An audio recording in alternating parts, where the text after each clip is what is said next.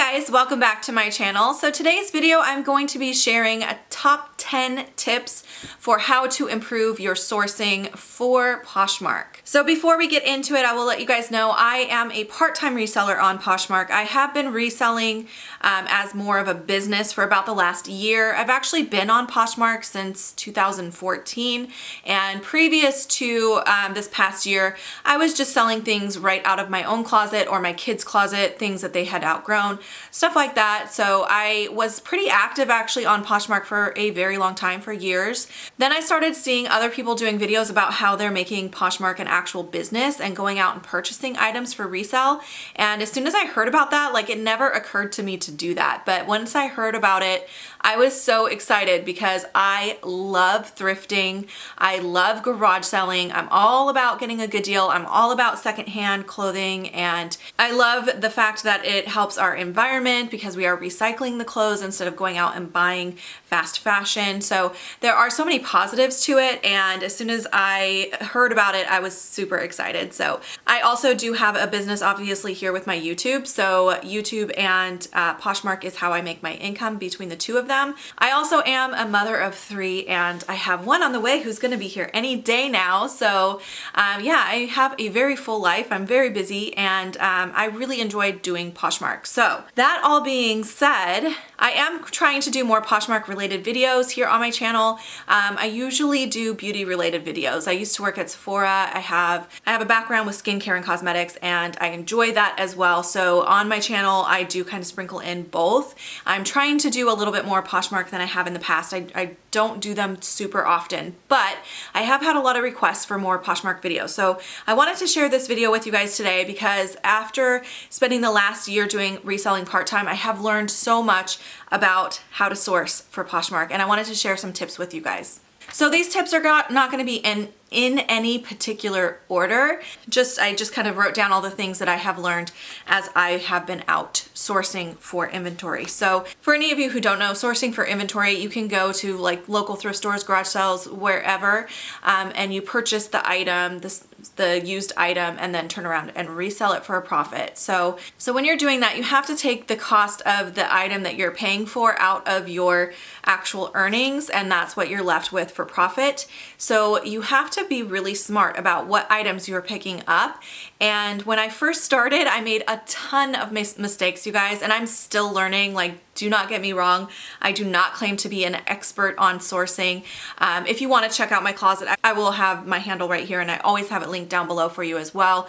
I still have items in my closet that I like thrifted at the very beginning of trying this as a job that eventually I'm just gonna have to pull out and get rid of because I have made some bad buys. But the good thing is usually you don't pay a lot of money for the items, so the cost of a mistake is usually pretty manageable as long as you're not paying up too much for your items. So we're gonna get more into that soon as well. But I definitely have made some mistakes. I feel like I've learned a lot and I'm doing much better with my sourcing, but I still feel like I want to continue to improve, and I definitely love watching videos like this one myself. I'm constantly watching Poshmark related content, trying to learn more. But I thought that I have come so far, I thought it might be helpful to share some of my tips with you guys. So let's go ahead and jump in. So number one is learn your brands. Learning your brands is gonna help save you time when you're at the thrift store. So when I first started thrifting, I was making a lot of mistakes with the brands I was picking up. I was picking up things that don't have a very good resale value. I just didn't really know my brands because I do shop secondhand often, and so I shopped more by style than brand. And when I did shop in stores, usually at like a Target or a Kohl's or a JCPenney, where those were the brands that I knew. And those brands, although you can find some really cute styles, they don't hold a lot of resale value. So I hadn't even heard of Madewell. I hadn't even heard of a lot of the Anthropologie brands. I was completely starting on like ground zero when it came to brands. So my first purchases for resale, I wasn't very knowledgeable. So I started watching tons of content and getting a lot of feedback from other resellers and learning what to look for. After a while, you can kind of see the quality of a product without even knowing the brand sometimes. So you can feel the quality, if it feels well made, if it's a little heavier, if it's a good material like silk or cashmere or something like that, you can feel those things.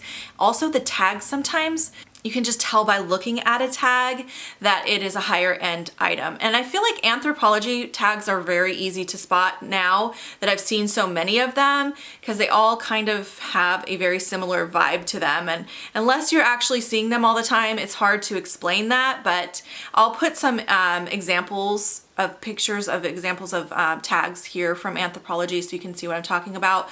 A lot of them you can kind of tell by seeing the tag. But it's definitely a good idea to learn as many brands as you can. So if you're not familiar with a lot of higher end brands or brands that resell for a lot, just start watching tons of videos on YouTube about what brands to look for, what brands resell well. And that I think is a really good place to start. It'll save you a lot of time. So now when I'm at the thrift store, I kind of flip through a lot quicker. Previously, I would stop and look at every single item and it would go very, very slowly. So thrifting trips were long and tedious, and I made a lot of mistakes. So definitely learning your brands is a really important tip. Okay, now I'm going to contradict myself. Number 2 is brands aren't always that important. So even though, yes, it's really important to know what brands do resell, because knowing the brands to look for will save you time in the store. But for the most part, with maybe like luxury brands set aside, every single brand still has things that will sell and things that won't sell from that brand. So you can't just say that every single Anthropologie item is going to sell really well. If the style is no longer relevant, if people aren't looking for the item, or if it's an oversaturated style where there's just tons of them available for sale, it's going to sit for a little bit. It's definitely important to know your brand so you know what to look for. But then once you see that tag, and let's say you find a Madewell item and you see the tag and it says Madewell on it, pull the item out and look at it closely and see if it's a style that people would actually want. Is it too outdated, or is it something that people are actually going to be interested in and shopping for? So you can't rely only on the brands, but knowing your brands will give you a good starting point. So you can go much faster through your racks at the thrift store. And then when you find those brands, that's when you can stop and really look at the item and decide whether or not that's an item that you want to put in your store. Also, sometimes things that are just really in style will sell quickly no matter the brand. So I still sometimes, very rarely, but I still sometimes will pick up things from like Hollister or things from H&M if it's a very, very in-trend style and if the price is right. So you kind of have to look at both. You can't rely on one or the other. You have to kind of look at them both and look at them subjectively, and then factor in your cost of goods to determine whether or not it's going to be worth the investment. And that seems like it's a lot to kind of factor in, but as you get better at it and the more that you do it, you'll hone in that skill. But just don't pick up, like that was another mistake I made after I didn't know my brands at first and I was just buying random stuff, and then I started to learn brands and I would pick up anything from that brand, no matter the condition, the style, I'd just pick up any of it, and no matter the price sometimes, and I made some bad buys because of that as well. Number 3, look it up in the store. So if you find something and you're unsure about it, or if I know when I was first starting, I was watching so many videos about what brands to look for that sometimes I would see a tag in the store and think, did I hear someone talk about this, or am I imagining it, or is it just like a similar name to another brand? Because there's just so many brands out there. You can't possibly know every single brand.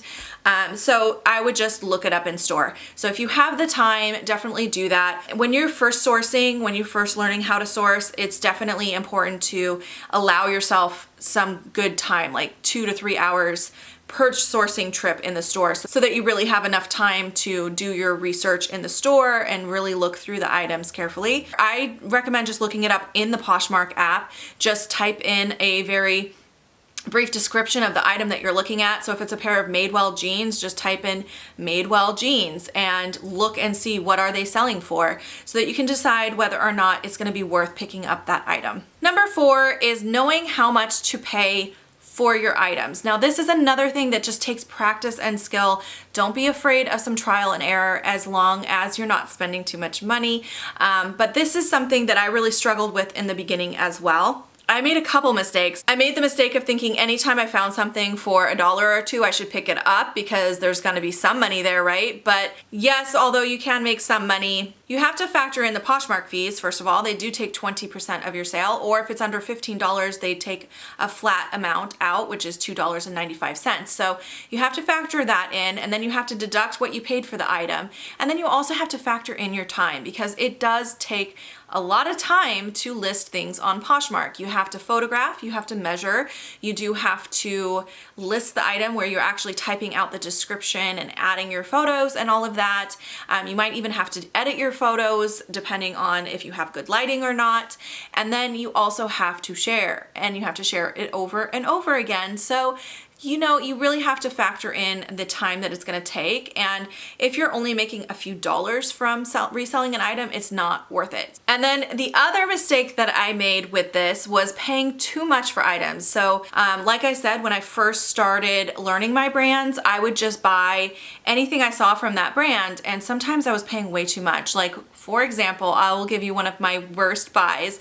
When I first started learning about brands, there's an area near me. I live in the Seattle area. The east side is where like all the rich expensive houses are. All, you know, people have money over there on the east side. So I decided to make a trip to Redmond, which is like the Microsoft Central. So there's money there. And I was like, I'm gonna go hit up that thrift store because I'm gonna find some good brands there. And it's true, I did find some amazing brands there. However, they know the value of the products there. So they had all of their items priced up crazy amounts. And because I was like, oh, well, this is a good brand, I should pay up for it, I spent way too much money on inventory that day. I bought a bunch of stuff I should not have bought. One example from that trip though was a pair of Hudson jeans. I actually bought like 6 pairs of Hudson jeans and I paid like $20 per pair.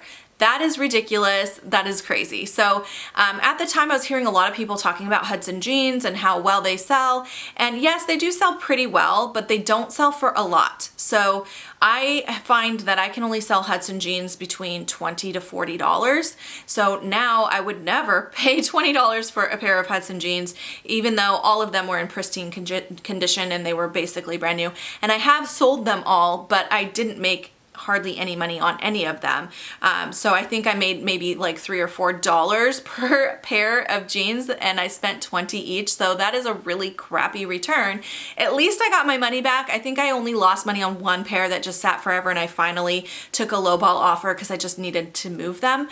But make sure that you're not paying too much for your items. Really, it depends on how much you want to pay for your cost of goods. Depends on you and your business model. I will tell you guys that now that I've discovered some other sourcing outlets, which I'm going to talk about next, I try not to pay more than $2 for anything. The only time I'm willing to pay more than that is if it is something that I really see a value in. So I will pay up a little bit for certain items, but very rarely. So now I will only pay up for things that are, first of all, luxury brands. So for example, the other day I did buy a Roberto Cavalli dress, which I paid $15 for, but I sold it for $160. So that was a no-brainer. I did also pick up a Madewell shoulder bag the other day, which I paid like $8 for, but I was able to sell it for around $40. So there are times when it is worth paying up a little bit, but I try not to as much as possible because I know I've found so many places where I can now source for items for under $2 that there's not a big pull for me to pay more than that. That's my personal strategy right now, and I'm sure it will evolve over time. It's evolved many, many times since I started reselling, but I find that works best for me because that way I know when I'm getting offers from buyers, if it's a lowball offer, I know offhand how much I paid for it. I usually will know that I paid $2 or less for it unless it's an item that I remember clearly paying up for, which those kind of stick out in your mind when you pay up for an item. So I can kind of factor that in when I'm thinking about, is this really worth accepting this offer or should I hold out for a better offer? Number 5 is to lower your cost of goods. So like I just mentioned, I have gotten my cost of goods down to $2 or less for the most part. And the way that I was able to do that is by going out and finding all of the resources around me where I could pick up items for my closet. So researching online any local thrift stores is really important. The local thrift stores, like the little ones that are not a chain, not like a Goodwill or a Savers or a Value Village, those smaller ones often have really good sales. So I found one near me. I went in, kind of checked it out. Their prices are a little higher for their normal days, but they have sale days that are really awesome. So for example, at my local thrift store that I recently found, they have 99-cent colored tags every Monday. I think on Wednesdays they drop it to like 20% for that special color tag, and then as the week progresses the percentage off gets more, and then that following Monday it goes to 99 cents for all those items. So I like to go that day because I am paying, you know, just over $1 with tax for each item that I pick up. Now a lot of the stuff I find there is more bread and butter stuff. I don't find a lot of high-end brands there, but I do find things often that will sell quickly and that I know I can make a good profit on, a good flip on. I also personally really like shopping at my local bins. I have a bins that's about 20 minutes away from me. Definitely when I shop there though, that is like an all-day marathon. That's been a little difficult for me now at this point in my pregnancy because it's kind of exhausting to shop at the bins. So I haven't been in a little bit, and I probably won't go until after the baby comes. But when I shop there, you pay by the pound there, and how much you're paying by the pound depends on your specific location. It varies from location to location, but it's usually somewhere between $1 to like $3 per pound for clothing, which it ends up being really cheap. And I find for myself, depending on what items I'm picking up, like if it's a day where I find a lot of lightweight items, it might be a little less. If it's a day where I pick up like a lot of heavy coats or shoes or something, it might be a little more.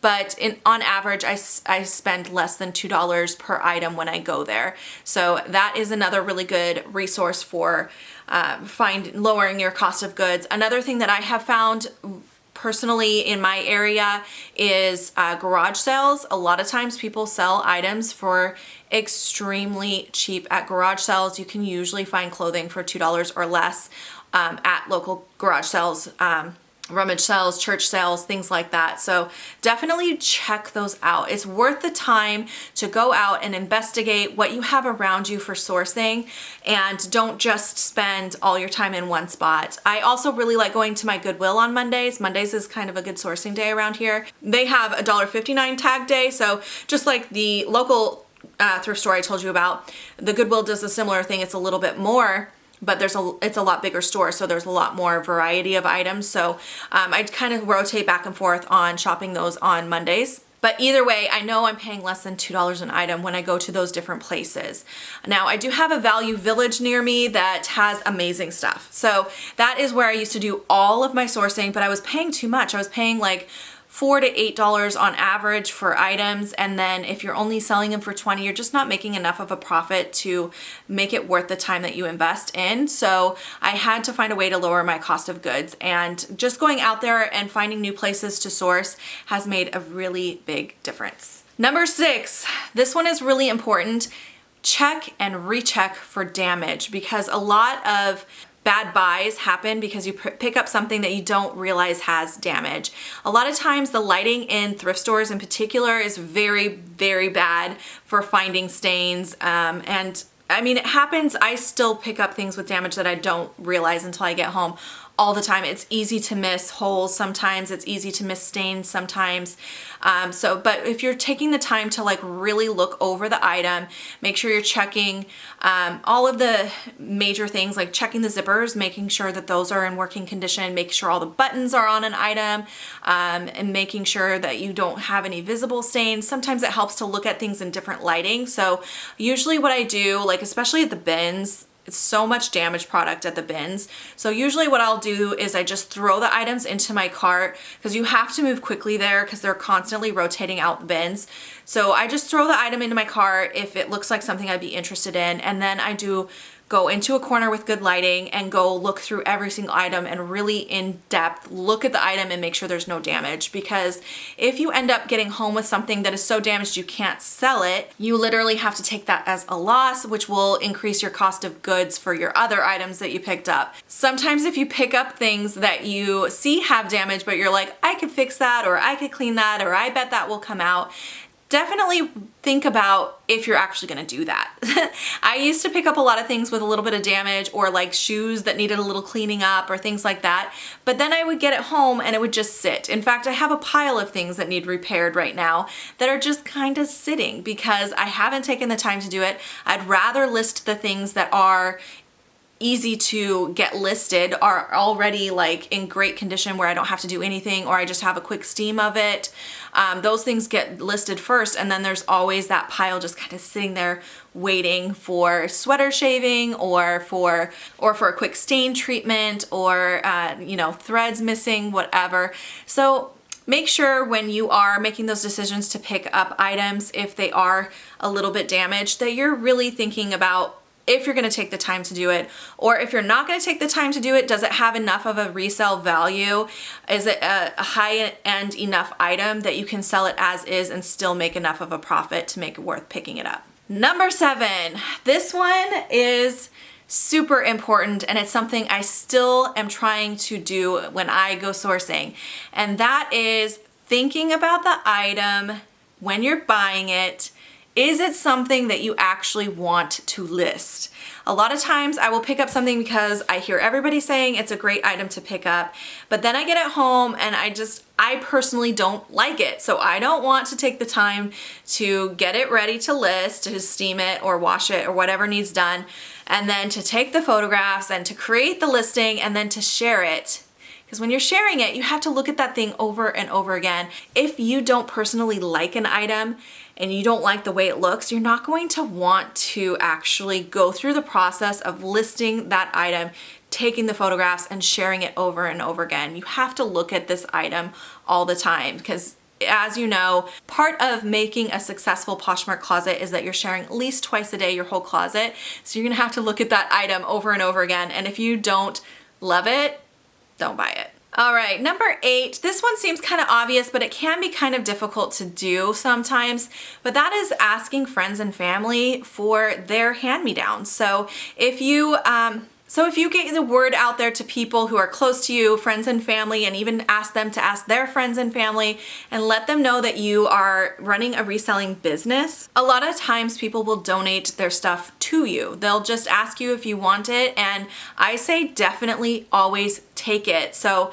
even though it is a little bit of work to go through their bags of stuff and get rid of things that are damaged, too damaged to sell, or things that you wouldn't be able to actually resell for anything, it's free inventory. So even if you only pull a few items from the bag that you can actually resell, you can make a lot of money from that. So I highly recommend getting the word out, letting people know what you're doing. And people are cleaning out their closets all the time, or their kids' closets all the time if you sell kids' clothing. And being willing to accept that free inventory is super important, and that can make you extra money because you don't actually have to pay anything out of pocket for that. So it's pure profit. So definitely be open to letting people know. I know for me personally, I'm a big introvert. I'm very introverted. It's very difficult for me to open up to people in real life. So this one is kind of hard for me, but I have started getting the word out a little bit more, and I've had some people giving me things, and that can make such a big difference for your business. So don't be shy, don't be afraid to do it. Just reach out and let people know what you're doing. Okay, tip number 9, this one seems a little obvious, but I still struggle with this one, and I know a lot of resellers do as well. And that is, if you have a big death pile, take a break from thrifting. It can be really hard because you find these great sales, you find these great deals. For me, it's like on Mondays, I want to go thrifting because I found these 2 thrift stores that do these really great deals and I don't want to miss out, or I want to hit up the bins, or it's, you know, weekend and I want to go find some garage sales. So it can be hard to stay away. It's very, very tempting to go, but you have to make sure that you are getting the inventory listed as quickly as possible. And if you're constantly just bringing in new inventory and not taking the time to stop and list it, you are just sitting on money. So definitely make sure that if you start to accumulate a death pile, take a break from thrifting, take a break from sourcing, and get through listing. All right, my final tip, tip number 10.